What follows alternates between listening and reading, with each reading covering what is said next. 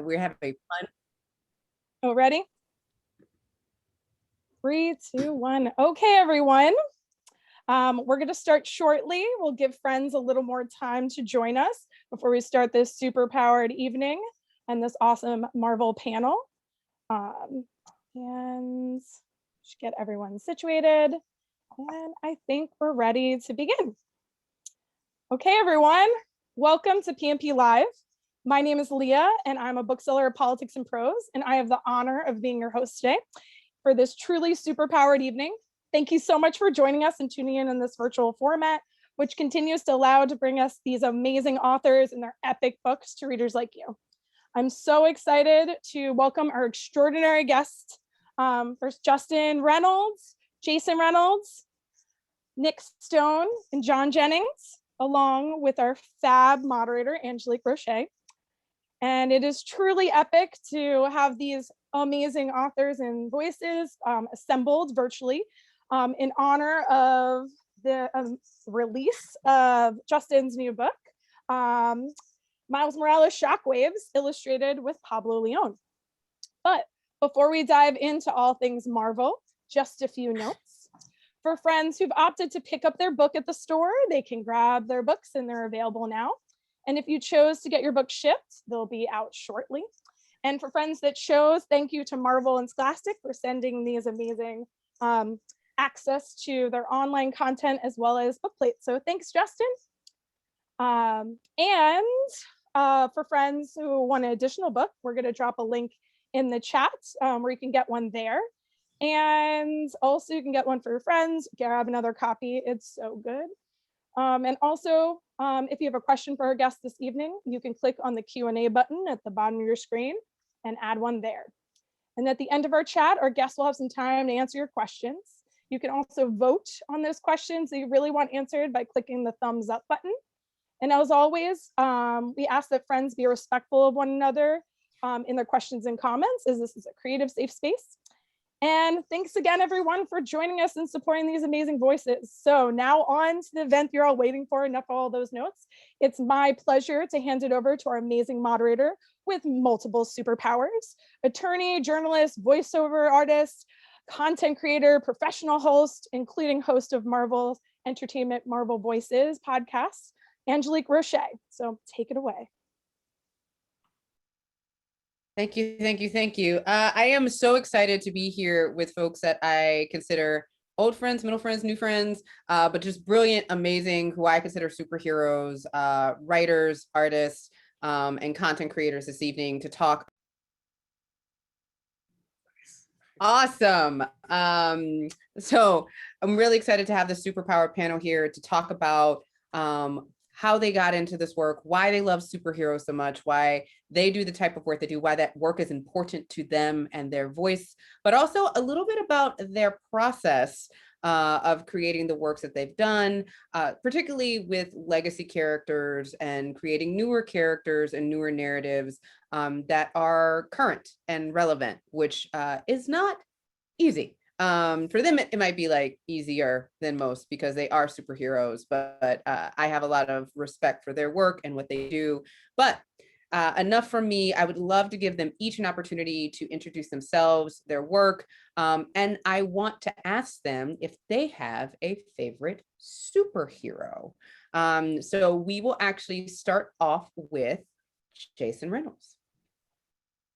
Hi, everybody. Good afternoon. My name is Jason Reynolds. In this context, I'm the author of Miles Morales Spider-Man, the young adult novel. I am not related to Justin Reynolds, though I would be happy if I were, right? But I, really what this is a coup. We pretty much showed up here today to say, like, listen, we ain't the same person. So it's two of us separate, you know what I mean? But I am very much proud and happy to be here to celebrate the thing that he has made. But I wrote Miles Morales, the young adult novel, not the graphic. Now I've blown it now because everyone will think I wrote the graphic. You've blown your cover, Jason. I know. Almost had it. We're almost out of the woods. In terms of just what was the question? What was your question? So give a little introduction, which you just did, and do you have a favorite superhero? Oh, yeah. My favorite superhero, I'm almost obligated to say is Miles Morales. I think he's pretty much the best at this point. When I was a kid, I would have said Batman, but then, you know what I'm saying? But who really likes Batman? I mean, we can't really talk about Batman right here anyway. Plus, he's not that awesome, you know? And that is a conversation I think everyone on this panel would like to have after this panel, our feelings about that character. Yes. Next up, I would like to give the mic over to Nick Stone. Yeah, I mean, also now Batman is like Edward Cullen from Twilight, so he's a vampire, and anyway. Hi, I am Nick Stone. In this context, as Jason mentioned, this particular context, I am the author of the Shuri middle grade series. Shuri's a little sister of Black Panther. I would assume that anybody here knows that, but putting it out there anyway. My favorite, I don't have a favorite superhero, but I have a favorite anti-hero, and that is Loki. I find Loki just fabulous, and I am very excited for the show to drop. It's going to be great. Only a few more days, and I feel like I am obligated to say streaming exclusively on Disney+. And I'm going to toss it over to John Jennings. Oh, this is already hilarious. My name is John Jennings, and I'm a professor of media and cultural studies at the University of California, Riverside. I've written for Marvel.com in the capacity of a commentator about race and representation. And my favorite superhero is Daredevil, actually. Daredevil is my favorite character because you have to kill him to stop him. I love that character so much because he's ornery and wonderful. How about that? The nicest guy in the world picks someone who's ornery, and I am not surprised. I can be ornery. I'm ornery. No, go ahead. And I'm not related. So last but not least, the man of the hour, Justin Reynolds. Please give us a little bit of introduction to you, the work. But here's the thing: since we all know who your favorite superhero is, who is your favorite villain?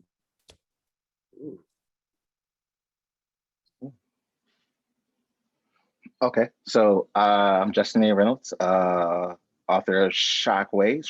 Prior to that, author of Opposite of Always and Early Departures. Let's see, favorite villain.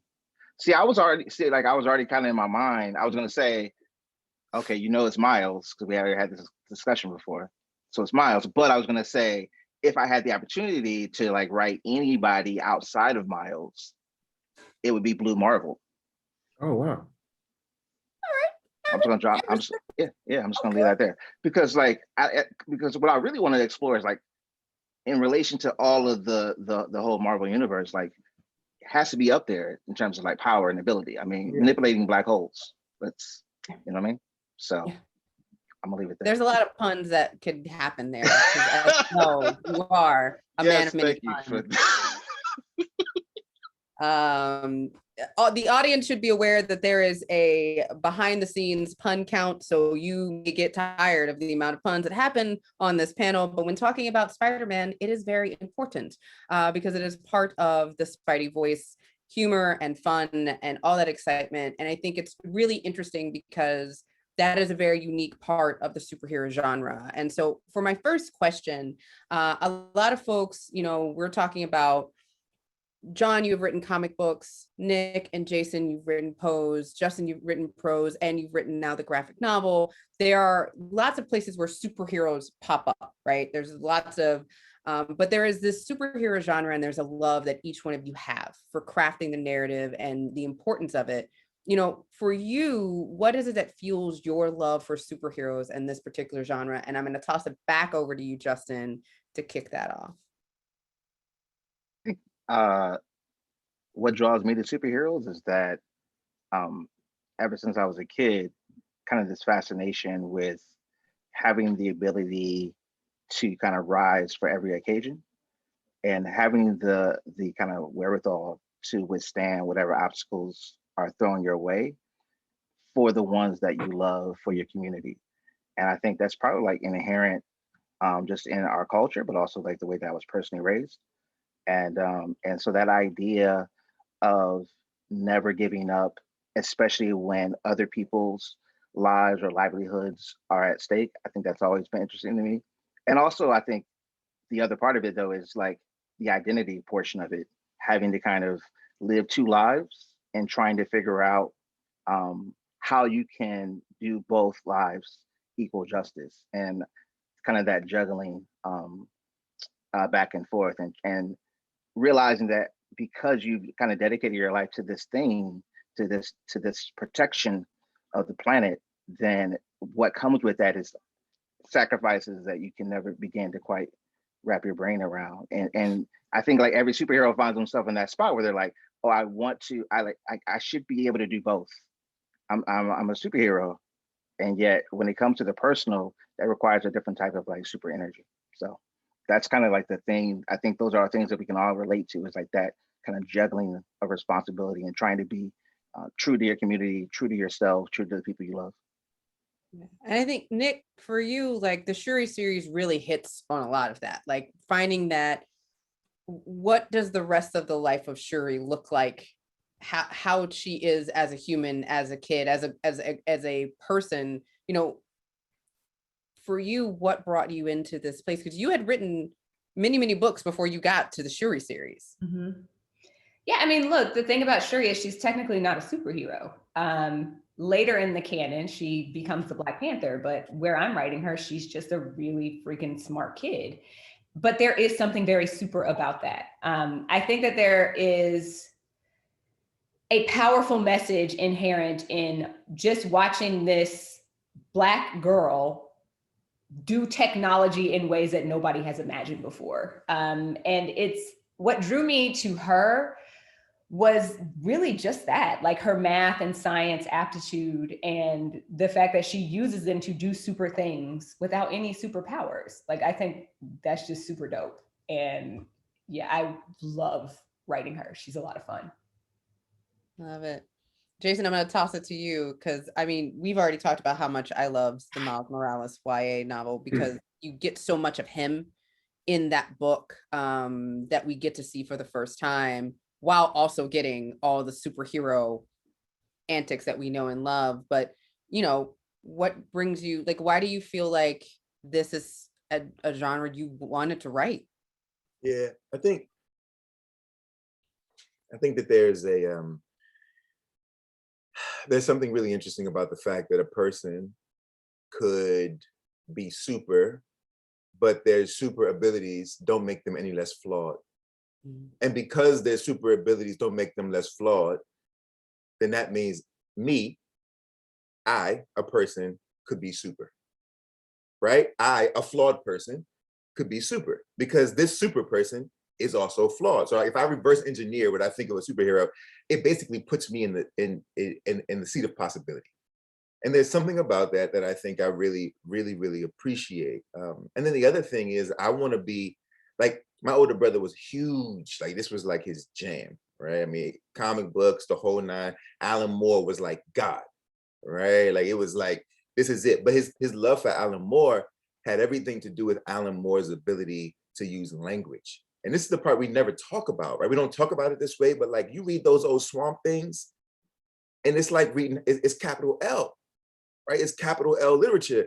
We don't think about it this way, but what Alan Moore was doing earlier, right, and later for that, I mean, in general, what he does is he tries to figure out how to take this thing, these stories, that in any other situation, in any other category, if they weren't seen as superheroes, if it weren't seen as comic books or graphic novels, it would just be fantasy, right? Just fantasy, or science fiction, or both, right? And figure out how to put it on the page as something sophisticated. That really excites me and kind of gets me going. And that's all I really wanted to do with Miles. And I love that, because that's a perfect segue over to John. John, you're a professor. You teach this. You study it. You edit books. You draw books. You write books. I don't know when you sleep. But you know, for you, you really are entrenched in the comic book genre and have been a fan for so long. You know, talk to us about, I want to know a little bit why you feel it's so important also to study exactly what Jason was kind of touching on, is this idea of superheroes and comics as a genre, as literature, as something that is rooted and as art. Well, I think first of all, like think about comics as like a medium, right? That like any other medium. And you know, we are talking about, in some ways, people call them our modern day mythology, right? They are, these superheroes are indexes for different types of like symbolic relationships, you know, that we're always dealing with, you know, around performance, around society, around justice, you know.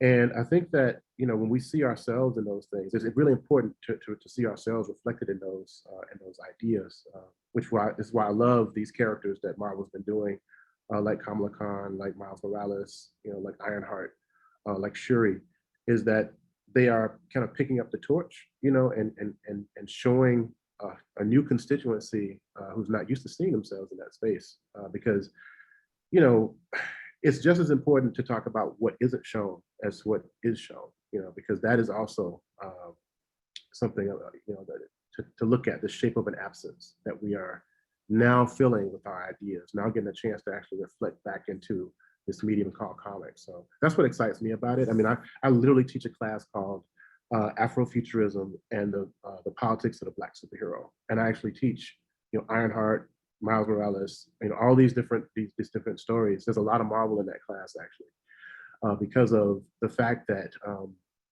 now, you know, the way these things are resonating with us, I think they're more vital, you know, particularly with this idea around how Afrofuturism has kind of like come to bear, you know, as a social movement and as a aesthetic philosophy. So those are some of the things that really attract me to it around these ideas of representation and society. So. I love that. And so like hitting on the fact that the source material that we're talking about here is comic books. And now Justin, Jason, Nick, you have gone and created more than just a comic book, whether it's the graphic novel, whether it's prose.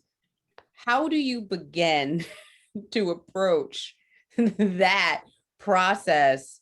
And I want to talk a little bit after this, so not to like obfuscate this, I want to talk about how you found the voice of the character for the particular stories that you wrote. But like, how do you step into, you know, because Miles is not a new character, right? Shuri, although newer, is not a new character, and there is a lot of canon there. You know, I'll actually toss it back over to you, Jason, first. Is like, how did you begin to approach this? Because we've talked about this, because your novel is the first time we hear Miles Morales, well, hear, but see Miles Morales speak Spanish. Yeah, I don't know. Like, it's tough, right? It's a tough question. It's a tough question. I think for me, there were questions, as I try to skirt the politics of it all. I think ultimately there were things I wanted to see that weren't being shown, right? At the end of the day, Miles Morales is a half Black, half Puerto Rican kid from Brooklyn. That in and of itself is a gold mine. You almost can't lose if you know what that means. If you recognize what that means, and anybody who's ever lived in New York or been in New York or knows a half Black, half Puerto Rican person, if you know a Boricua, if you know a Moreno, if you know what that is, if you know it, how they speak, how they move, how they think, how they like all the energy involved in that. I think for me, and this is the reason why there's so much Miles in my book and not quite as much Spider-Man, right? It's because I feel like the real magic is in that. For me, the real superpower is in his family. The real superpower is in his upbringing. The real superpower is in his environment. The real superpower is, right? Like to me, that's because that's the way I think about Justin, Nick. People could talk all day about what it is we make. The truth of the matter is like, that's a symptom of a superpower, not a superpower itself. Right? The superpower is like, Nick is from Atlanta, Georgia. These are the series of things that she's experienced that put her here. That's the superpower. You know what I mean? And I think that's really kind of where I started, right? Yeah. Because I knew I didn't have a good enough handle on the superhero-ness of him, and I knew that I was coming to this not as steeped in superhero-ness like so many of my friends. And so for me, it was like, look, let's tap into who he is as a person, and from there, it'll spin itself into the other parts that I need to tackle. I love that. And Nick, you were kind of encountered with like, Wakanda is not real. Look, this will be very real. We want it to be. We all would like Wakanda to be real, but Wakanda's not real. So you didn't have the same, well, it's Brooklyn. You got an Afro Latinx kid that exists. How do you approach this? Particularly because this is also a part of Shuri's life we really haven't seen a lot of before this series. I mean, for me, it starts with fandom, like just being a fan of the character. And so that for me with Shuri, there was this sense of like awe and wonder, and I wanted to explore who she might have been. And yeah, what you just said is very true. And that's what makes this so fun for me, is that like, I'm kind of creating canon that wasn't there before. So she's introduced at like 19 or 20 originally. And so now I'm getting to build out some of her backstory, which, though, yes, she is a character who existed, I have a lot of liberty, you know, because she didn't exist at this point in her life. So just being enamored with her as a character, as this really smart, science-loving Black girl, like she reminded me so much of me in middle school. Like when I was in 7th grade, my favorite book was Michael Crichton's Sphere. It's like this hardcore adult science fiction, like Jurassic Park, The Lost World. Like you give me some Crichton, I'm sitting down and I'm that's it, I'm done. Don't try to talk to me. That's all I needed. But as a person who loved math and science, but existed in like this particular body, it wasn't cool. Like you weren't like cool if you were a math and science geek and a Black girl in 1997. So getting to actually have this character who is cool and who does really cool stuff with her brain, like that's how I entered into it. And that's how I like stay in it, because there's so much there. Yeah. And for you, Justin, like you are a hardcore comic book fan and had been a fan of Miles Morales for a good minute. And I almost feel like the question is flipped. It's like, where do you narrow it down for where you want to develop this character? Because, you know, this is now, Miles has gone through a lot. There's a lot of Miles in the world. There's more Miles in the world in the last 4 years than there was before. You know, how do you begin to approach this? And also like and what do you feel is different within this particular medium of the graphic novel for you? That's a great question. I think that yeah, definitely was a Miles fan far before any of this happened, and before the movie, before any of that. In fact, we were talking like yesterday, it's been 10 years now, like since Miles first appeared, which is wild. We have a decade of Miles now. And to see like the amount of people and the caliber of human that's kind of in one way, one shape or form touched like the life of Miles is pretty awesome, especially the last 3 or 4 years. And so, yeah, you're right. I kind of had to narrow it down. And I think though, kind of the story kind of did a little bit of that for me, and also kind of like the audience that we were kind of looking at, because this was an opportunity to kind of go back into some of his formative years. We got to examine like, how was it when Miles was like feeling inadequate, right? Didn't feel like he could measure up and necessarily wear that mantle all the time. When he just wanted to be a kid and do things that kids want to do, which is natural, right? No matter what your super ability is. And I think that I like just related to Miles because to me, like what makes a great story is not the plot. Like I'm not interested in plot at all. Shout out to my editors. I'm not interested in like plot at all. Like that, you can skip that for me. I'm way more interested in characterization. I'm way more interested in what makes a person them and wholly them. We always talk about like voice being particular to each of us, and that's being the one thing that you can't. You can try to copy someone else's voice, you can try to imitate someone else's voice, but ultimately, like no one can do your voice the way you do yours. And so, like, what makes Miles different than all of the other superheroes that have come onto the scene? And part of it is that he like represents hope and change. And so I wanted to talk about the reason why he's so effective in that manner as Spider-Man is because in his personal life, he's a superhero because he cares about the community in his real life. and kind of to Jason's point earlier, like what allows us to tap into that is the fact that all of us have people that we care about. All of us have their stakes that are in play every day that we would, every day that we get to wake up. And so how we choose to live our lives, whether it's the interaction at the post office, at the convenience store, the corner store, wherever it is, like we are impacting each other. And so Miles recognizes that, and he decides that, okay, if I'm going to be heroic, I want to be heroic in my personal life, to my mom, to my dad. I want to take responsibility for what's happening, even in a place that I don't currently live at, because there's connections there, there are roots there. To me, like the greatest thing about superheroes is that you have this power. You could easily decide just to use it for yourself.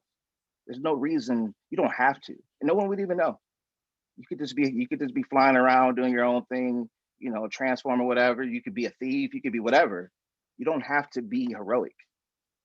The decision to put on that cape or to put on that costume and to go out when you are risking your own life, you're risking possibly your family, your friends. I think that says something about the caliber of that human being.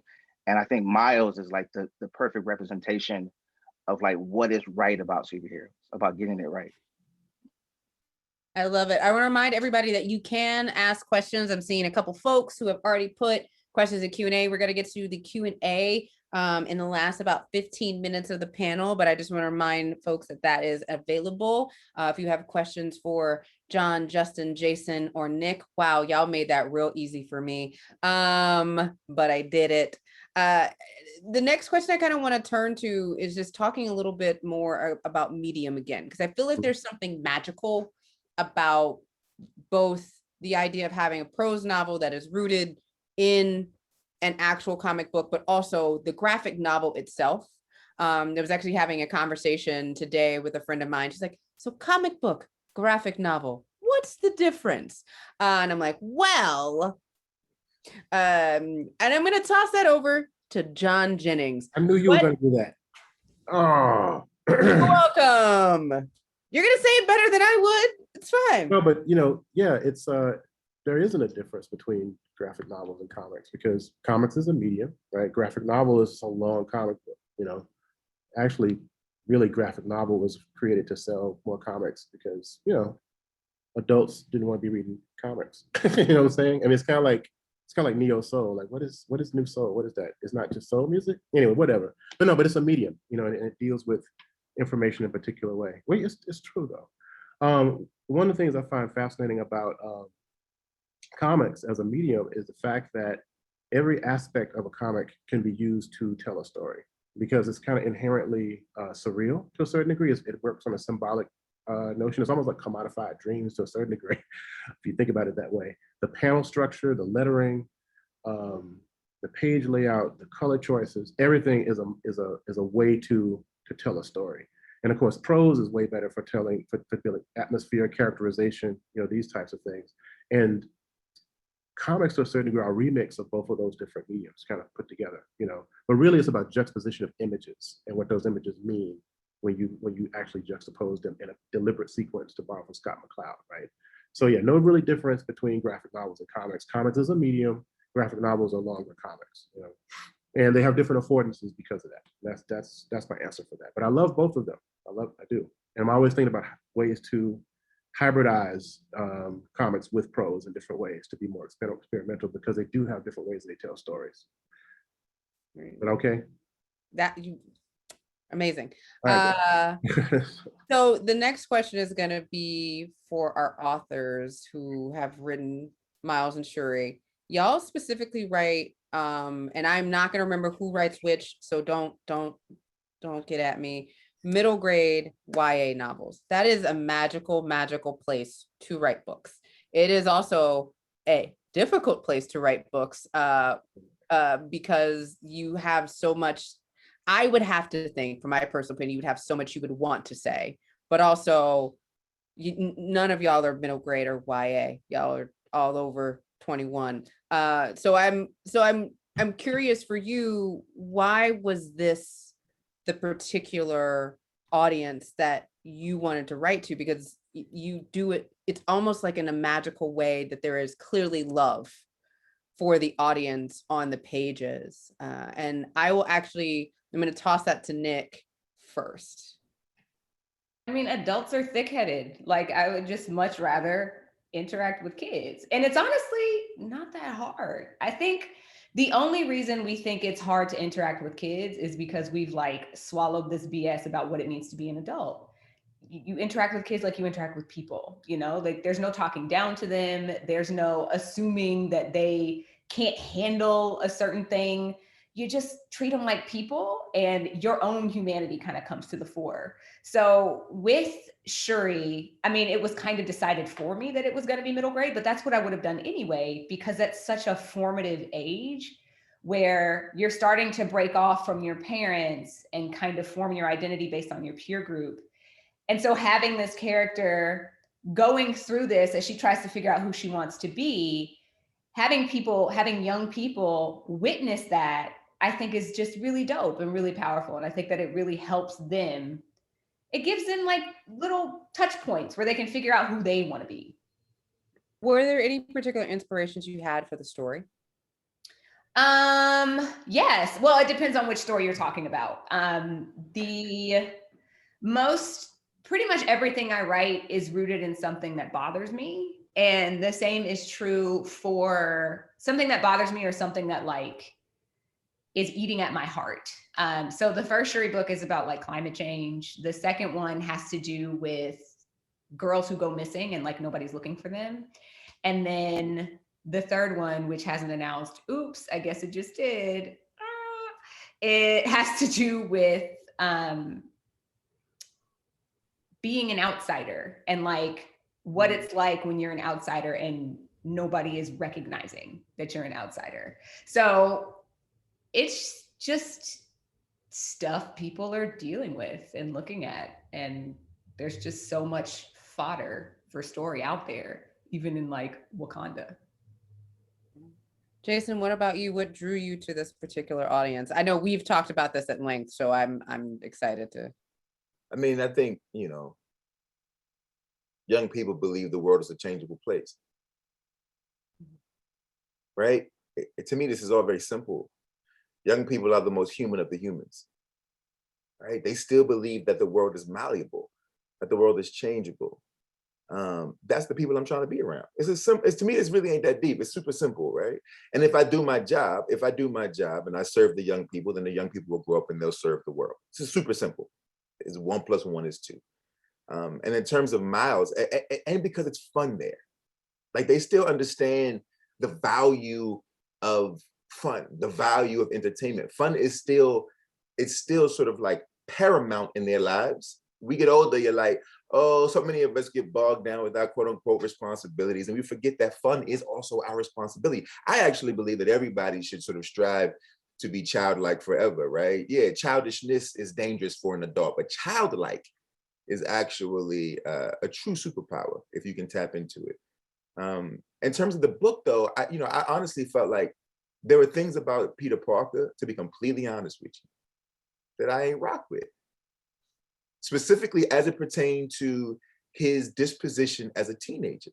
And this is actually where Justin was saying, because I agree with what he's saying about like, they could do anything with their superpower and they choose to do the right thing. And for me, it's like, yeah, but would they? Like, that's always my question, right? Like Peter Parker's like, with great power comes great responsibility. Where you grow up, Peter Parker? Because had you given me that responsibility at 16 years old, had you given me that power at 16 years old, what I would not have told you is that I would have been responsible. I would have been like, yo, I'm about to go try for the basketball team. I'm going straight to the league, baby. I'm skipping college. I'm out of here. Can't nobody out jump me. This is the way I would have thought about it. And so I wanted to figure out, how can I tell a story that has all the superhero stuff, yeah, but also has the reality of teenage life, which is irresponsibility, right? Irresponsibility is adolescence. I think it's kind of wild that it's like, yeah, you're a superhero. Make sure you button up and get out there and save the world. In real life, it's like, yeah, I got a superpower. Being a hero is cool if there's a prize at the end of it for me because I'm 16. And that's the way I wanted to think about it. And you can only do that if you sort of couch it in the life of of teenagers, Yeah. I was gonna say something like, Oh, go ahead, John. never mind. I mean, well, Oh, go. and in reality, though, Peter did do that though. You know, Good, because I couldn't tell you. 'Cause I Yeah, ain't read he the first thing he tried to do was win some money to impress a girl. Yep. Oh, Mary, is that what's her name? Mary Jane, right?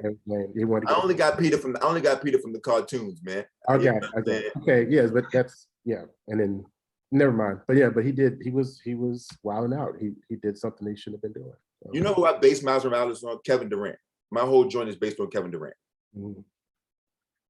My whole story is based on Kevin Durant. He grew up down the street from me. He grew up in the projects. He had to go, there's prep school because these basketball players got to go to prep school. He became an NBA player. And so all of us growing up in the neighborhood, that man had a superpower. And you know what he felt like? He felt afraid. He felt like he wasn't deserving. He felt like he wanted to blow his money. He felt like he understood the position his mama took. It's literally about Kevin Durant. Wow. I love it. Justin, you get a little bit, I feel like a little bit of a younger Miles in your book, and we've had a little bit of a conversation about finding that voice, figuring out what that voice is. There's some lots of corniness, lots of fun, lots of quips. At some point I want the list of puns. How did you approach it? How does that kind of fit in there for you? And like, what draws you to this audience in particular? I think for one thing, the reason why I had so much fun with the quips and kind of like Miles's personal life, especially like with him and Ganki, like just kind of going back and forth, and him and a couple other characters, is that this kid has the weight of the world on his shoulders. And as like a person of color, like that, you're born with that. And then to add that he also has to then be responsible for an entire borough, for the world, it's a lot. Like we need to alleviate some of that pressure, give him back some of the innocence that he doesn't get to have. It's like almost in a way not fair that you have to wear this mantle at an early age. And so like what I wanted to do was like show that he's also just a kid who wants to like crack on this trend. You know what I mean? I love that age because, to everyone else's point, it represents imagination. Like the possibilities feel infinite. You get, the older you get, like the smaller like your ability to imagine anything different, right? And so Miles is at a point where not only does he have this ability to almost do anything, but he also has like the imagination to go along with it. Like it doesn't get better than that. And so to have the opportunity to tell Miles kind of like in his formative age was awesome. But also like, I say this all the time, like, especially when it comes to maybe upper MG and YA, like I don't really approach it like it's any different than adult literature. It's only different to me in that these people are experiencing things for the first or maybe second time, but they're experiencing the same things that we experience as adults: fear, inadequacy, like uncertainty. You're nervous about a crush, like all the same things. It's just for the first time. And I think it's so interesting to talk about like where you are when those things first happen versus like how you get to be the person that you are now. And I think that people sometimes confuse middle grade young adult literature with being like somehow less sophisticated. And it's to the contrary. In fact, you have to be more in touch with what's happening in the world, because kids, like, one, they'll tell you the truth about yourself quick. And then two, they know the truth about the world. You're not gonna BS them. They know what's happening. I always say, like, I feel kind of like with Miles. Like, in a way, I almost feel bad because like these kids are like inherited this world that we kind of messed up, and now they're doing so much heavy lifting, and it's like that shouldn't even have to be the case. But like the fact that they are, and that their shoulders are broad enough, and that like they've shrunk the world in this way, and which is like, yo, we're just people trying to make it. I think that's a beautiful thing, and I just want to honor that by also like giving them more than just the responsibility that really they don't necessarily need nor should have. before we go over to question and answer, I kind of want to throw something over to John to cap that off, because we've had this conversation about the impact and also the conversation that kind of touches on what you said, Justin, which is this idea of it being less sophisticated. And that's something that's kind of plagued a little bit of comics as, just as a medium, right? Like, but there is a very strong impact. There's a very strong impact of seeing characters like Shuri, like Ironheart, like Miles Morales, who are written authentically by authors who understand the experiences, which it is very clear are the authors on this panel. Talk to us a little bit about how that evolution into this authenticity has made an impact as we continue to see these stories come from our favorite superheroes. Okay. So first of all, one thing I love about these particular characters like Ironheart and Miles, are that they are like this generation's legacy characters. You mentioned the idea of legacy characters before. Marvel is getting into I think it's 81 years old now, right?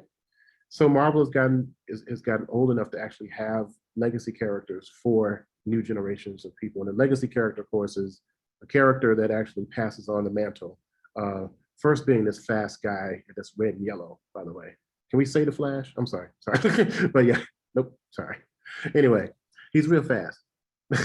Just kidding. Sorry, Tim. But he was the first one. He's the first legacy character, right? And so what's happened though is that now Marvel has a point where like the readership of who is actually like reading these books has changed. And we have the need for these new legacy characters that happen to be people of color, that happen to be from the LGBTQ plus community, that happen to be young women, and that's actually really, really exciting. And their constituencies have shifted too. And that's something I'm really interested in as well. The Black superheroes constituencies, who are these particular characters for, and who are they fighting for? Who are they standing up for? These are something we talk about quite a bit. Or what is the utility of a Black superhero?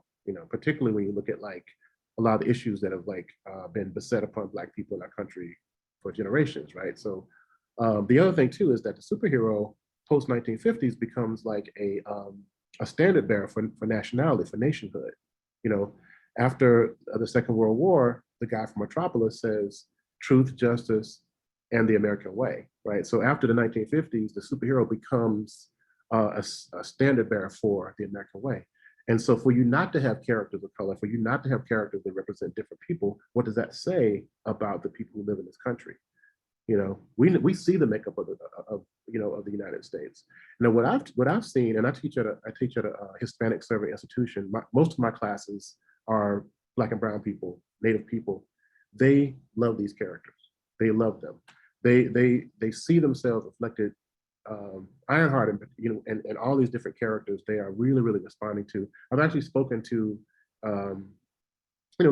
schools where mixed as far as like mixed grades, from like middle school all the way up, and I could barely get a word in edgewise when I mentioned superheroes, because they were all about Miles, or all about Shuri, and all these different characters, because of the fact they're resonating with them on this very visceral level. We need these characters, and as Jason was saying, these are the keys to the future, right?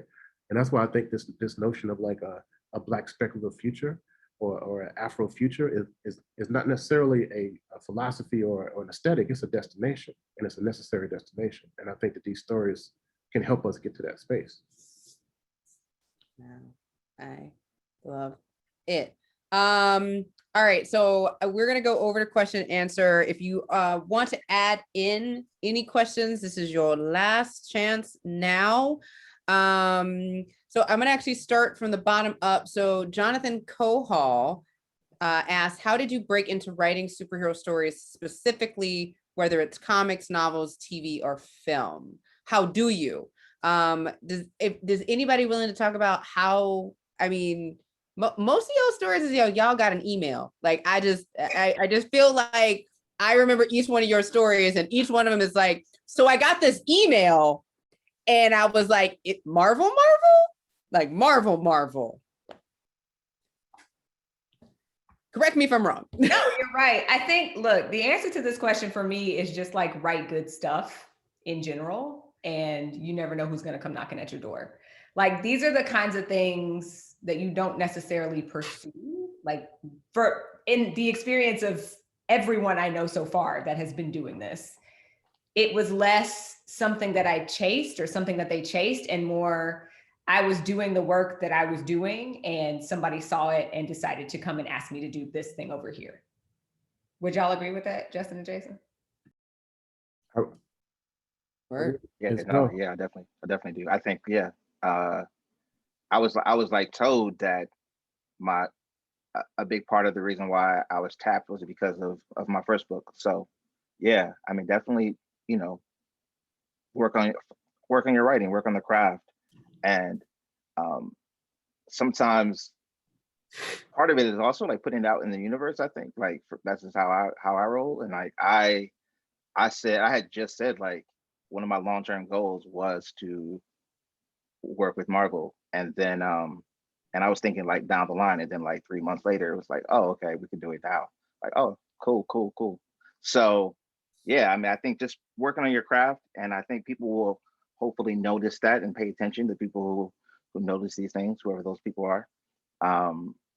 Yeah, that's it. And make your own thing, homie. Make your own thing. At the end of the day, like, I love Marvel. I appreciate the opportunity, and it's love. Make your own thing. They'll come get you, but make your own thing. You know what I mean? Like, we need more of our own things. I love Miles Morales. I love what Justin's done, what I was able to do, but a lot of us have been able to do. But like, I would also like to see a new superhero that didn't have to be a Black Spider-Man. I mean, it's dope, but I would have loved to have seen a Black superhero that's brand new. So I'm just gonna say it, right? So whoever asked the question, make that, and then make Marvel come license that from you. Shout out to Marvel. Y'all ain't gonna never see me again, but yeah. Marvel, like, hey, we never write another book.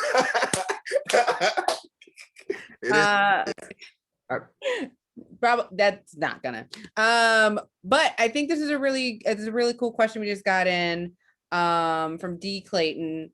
How would 12-year-old you feel about you writing and engaging with these superheroes right now?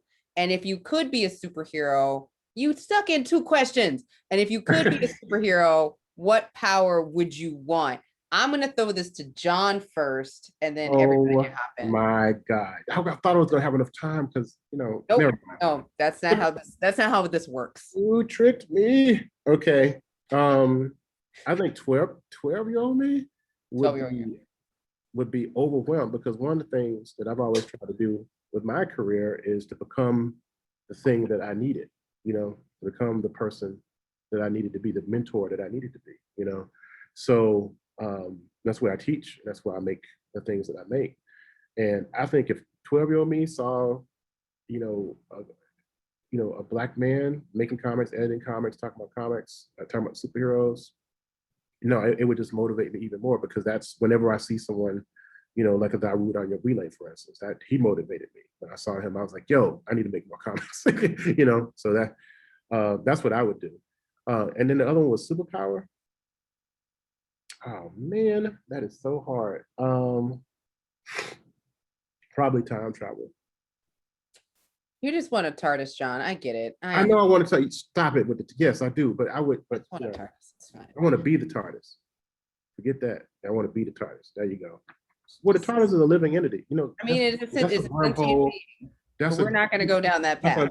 I see that. I saw what you did there. I'm not going to go down that wormhole. We're going to get wibbly wobbly, timey wimey. We're going to throw this over to Justin.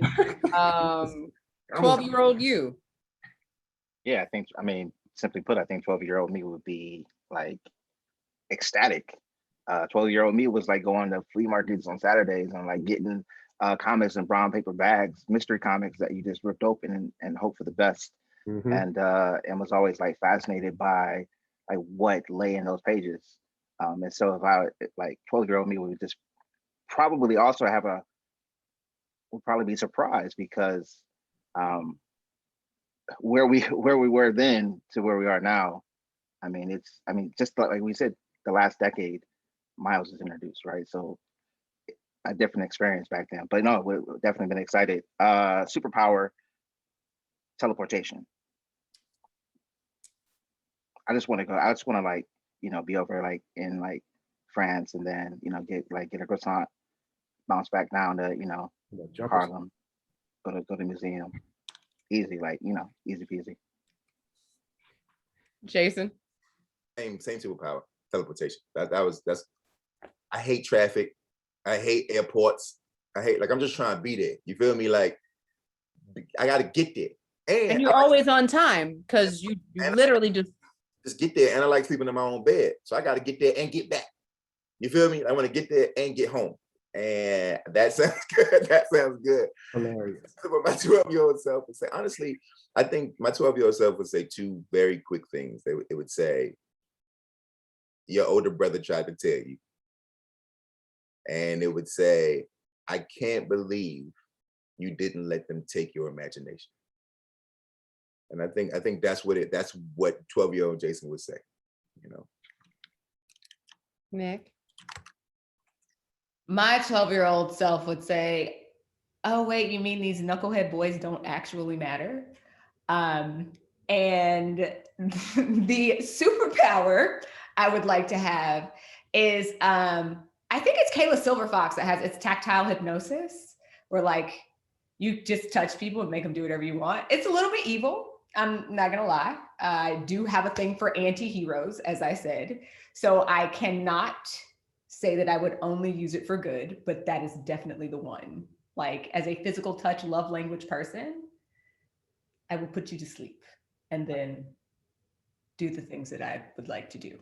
Love it. All right. So we're going to get two more quick questions in. So there's going to be a little bit of rapid fire. We've got one from Wilson Dawson.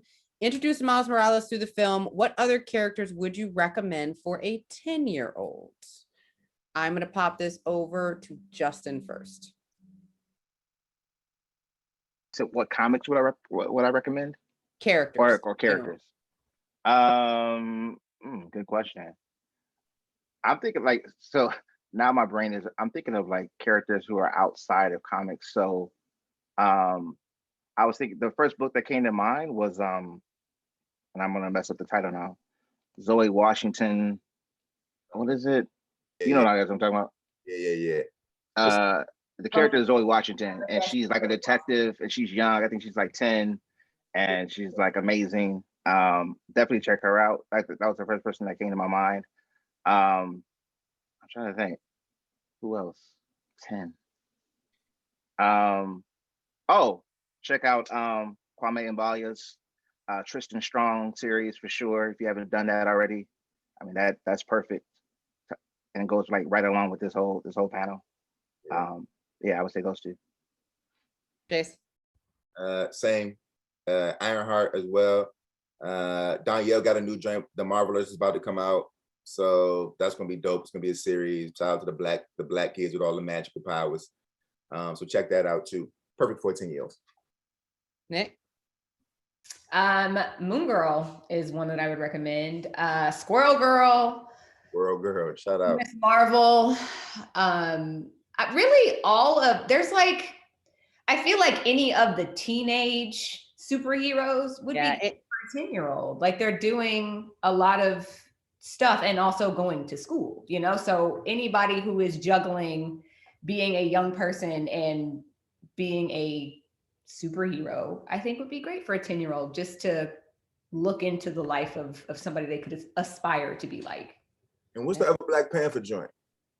Which the middle grade Black Panther joint. Oh yeah. Oh yeah. That is The Young Prince. The Young Prince. Yes. Yeah. Black Panther, The Young Prince. Ronald Smith. Smith. Oh, Yeah. hi. Is that a comic or a prose piece? It's a prose novel. Oh man. Okay, we'll be picking that up. Stop taking my money, Marvel. John, do you have any to add? I was gonna piggyback. I want to say Moon Girl and Devil Dinosaur. Yeah, Moon Girl is great. Moon Girl is a great character. Smartest also, person in the world. Well, the universe. Oh yeah, for real. Yeah, Strange Academy as well. I thought too, for sure, because of the school piece. Yeah. Yeah. All right. So last question, because this is we started with Miles. We're going to end with Miles. Catherine Young asked, "What is your favorite Miles Morales power?" Sean, you can go first because you seem like you're ready. Oh, it's invisibility, man. Oh, you can't take my camouflage, man. That's the I was best. gonna say camouflage. It's the best one. Invisibility. I mean, it's Is just it like, the best one? I Wait, don't wait. know. The Venom Okay. Strike. yeah, I'm The gonna Venom just chime Blast, in. the Venom Blasts are dope. The Venom the Blasts are Venom blasts dope. are dope. Yeah, exactly. They are, but it's just like I love the idea of him Yeah. becoming and shifting between being like an invisible man and not an invisible Same. man. You know, and the metaphors around that, and like Same, yeah. the different types of symbolic aspects of that. I just and I like the way you used it in the book too, where he was like, "Oh man, I should have got that on tape." Remember? And he's like, he swings off and he vanishes as he's. Never mind. I like that part. The whole he gets. It's the one thing that typically is used against us as Black folks in this country. Word. They choose to use for his advantage. There you go. Mhm. Also, it's just like, man, can we talk about Well said.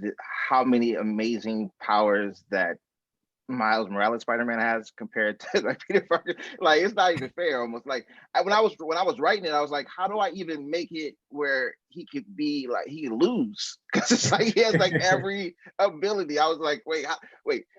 I would be having him go into a building and he'd be like real stealthy, and then editor would be like, oh yeah, you know, you could just use camouflage. Like, oh yeah, right. That's right. Like this dude like has everything going for him. It's only his inexperience, right? The fact that he hasn't lived this long. That's Hey, it. Peter, hey, Peter can't do what he could do because it's true to life, my man. That's how.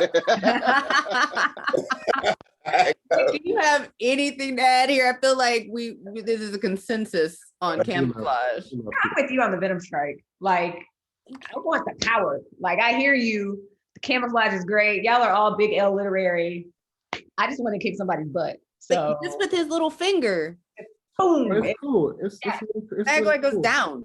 Yeah, but I mean, also like It's the a, wall crawling is dope though too. The wall I mean, the wall crawl Being is able to crawl a wall, like you just climb up the side of a building. Like, that's pretty dope. the blast is literally a stun gun. It's literally like yeah. Well, the other thing too is like, you know, Black people, all these Black, It's a stun gun, like, boop, you're done.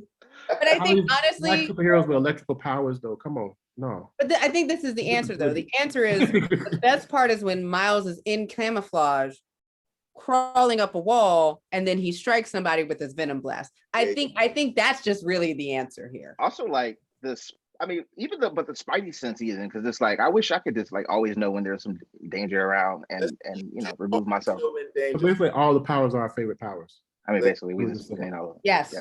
And Our the fact that he's our favorite power overall is just like because Miles Morales. he's Miles. I Exactly. mean, that's real. Miles Morales is a power.